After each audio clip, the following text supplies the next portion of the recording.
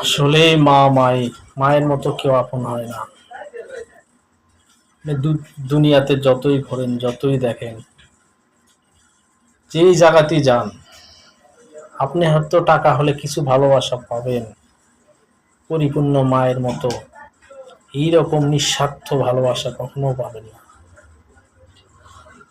দেখেন, এই ঘরে আগুন লাগার পরে সবাই পালিয়ে গেল, মা কিন্তু তার ডিম আর বাচ্চার জন্য পালালো না। মা নিশ্চিত জানে যে সে ওখানে গেলে মারা যাবে, তারপরেও মা গেল না। মা কি করলো? ডিমের উপরে বসলো, তার বাচ্চারা বেঁচে থাকুক, তার জীবন যায় যাক। একেই বলে নিঃস্বার্থ ভালোবাসা। বন্ধু, ভালো লাগলে অবশ্যই ভিডিওটা শেয়ার করে দিবে।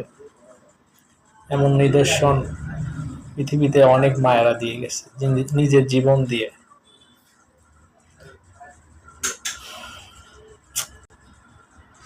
দেখেন, পুরো ভিডিওটা দেখেন, খুব ভালো লাগবে।